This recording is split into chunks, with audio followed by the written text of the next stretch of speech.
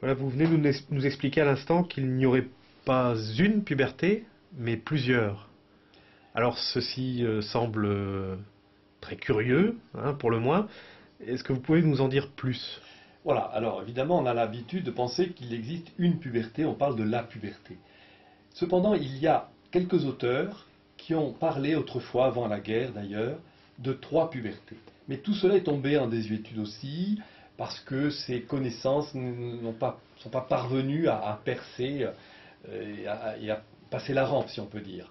Donc, le docteur Jean Gauthier a repris ces petits travaux d'autrefois et a montré qu'il existait trois pubertés.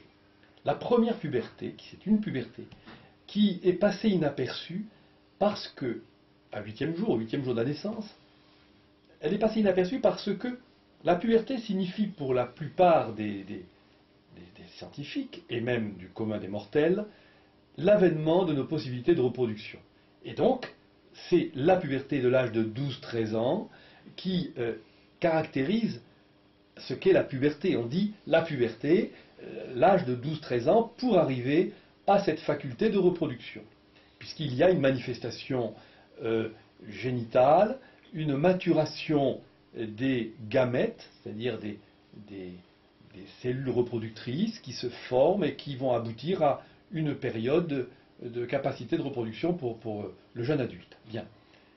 Simplement, cette puberté n'est pas du tout ce qu'on dit qu'elle est, c'est-à-dire la période de reproduction. Pour le docteur Jean Gauthier, c'est une erreur scientifique majeure. La puberté est bien autre chose que l'avènement des facultés de reproduction. Quand on parle de la première puberté, celle qui se situe à l'âge de 8 jours, eh bien, il s'agit d'une période qui est passée inaperçue parce qu'on n'en voyait pas le rôle sexuel du tout. Un enfant de 8 jours, à partir de 8 jours, il n'y a pas du tout... nous ne pouvons pas imaginer une seconde qu'il s'agit d'une période de sexualité chez un enfant. Mais il s'agit, pour l'auteur Jean Gauthier, d'une stimulation, effectivement, de la glande génitale. Comme on ne pouvait pas attribuer à cette génitale le rôle sexuel qu'on lui donne habituellement, c'est passé inaperçu. Cette première puberté est une période de stimulation de la génitale parce que cette génitale n'a pas pu être développée dans le fœtus porté par la maman pendant la gestation. Pendant cette période de gestation, trois glandes se développent et aboutissent à leur complet développement au bout de 3 mois de vie fœtale. Quant à la thyroïde, elle est formée même avant, à la fin du 2e mois fœtal. Seule la glande génitale ne s'est pas développée.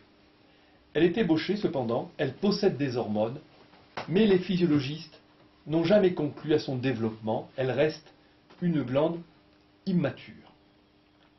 Pour que l'enfant ne soit pas un être déséquilibré, c'est-à-dire, comme je le disais, comme une voiture à 3 roues, il fallait que la nature prévoie une stimulation de cette 4e endocrine, la génitale, de manière à faire que l'enfant soit en équilibre sur ces 4 endocrines.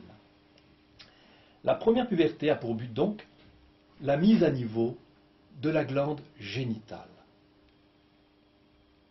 Ainsi, un enfant qui naît, c'est au bout du 8e jour, et ça dure environ 3 semaines, subit une période de stimulation à visée génitale, pas sexuelle, mais génitale, c'est un peu différent, pour que cette glande génitale puisse être stimulée. Et concrètement, donc, cette première puberté, comment se manifeste-t-elle? Alors, elle se manifeste par une apparence de stimulation génitale, donc la sphère sexuelle du petit bébé est stimulée, ses glandes génitales sont tuméfiées, gonflées, les bourses du petit garçon notamment sont vraiment grossies. La maman ne fait pas attention lorsqu'elle s'occupe de son petit bébé, que c'est un peu une anomalie, enfin c'est pas une anomalie, mais ce n'est pas habituel. Un petit bébé a des organes génitaux conformes à sa petitesse, or là ils sont vraiment un peu surdéveloppés. Eh bien, c'est la manifestation de cette stimulation endocrine. De même, il y a la poitrine, aussi bien chez les filles que chez les garçons, qui se met à grossir aussi, être tuméfié, au point qu'un certain liquide peut s'écouler de la poitrine des petits bébés. On appelait ça autrefois le lait de sorcière. On met des pansements d'ailleurs. C'est vraiment une période de stimulation génitale étonnante. Mais c'est passé inaperçu, on n'a pas compris à quoi ça servait.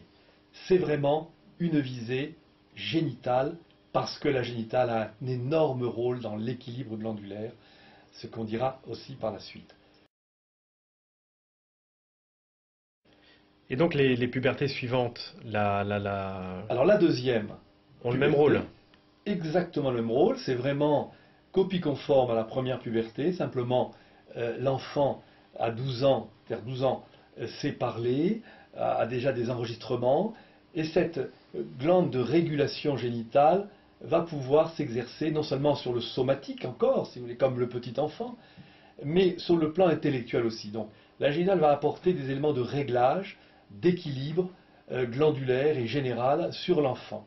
Donc la deuxième puberté, c'est ni plus ni moins que le même mécanisme, c'est-à-dire encore à nouveau une stimulation de l'hypophyse qui stimule la thyroïde et qui stimule les surrénales, et les trois viennent stimuler pour une deuxième fois majeure la glande génitale. Et à quel âge se produit-elle cette deuxième puberté? En général, 12 ans est l'âge habituel, le début de cette puberté, 12-13 ans, selon les pays, selon les latitudes aussi, mais généralement c'est cet âge-là. Quant à la troisième puberté, qui passe assez inaperçue, elle se situe dans la foulée de la deuxième, c'est-à-dire vers 14 ans. Alors, elle ne correspond pas à quelque chose de vraiment visible comme la deuxième puberté qui montre la maturation des gamètes, spermatozoïdes ou ovules, mais elle correspond, cette troisième puberté, à une sorte d'évolution qualitative de la génitale qui donne à l'enfant, enfin à l'adolescent, une capacité d'altruisme extraordinaire. C'est connu en psychologie que ces sujets sont généreux, altruistes, idéalistes.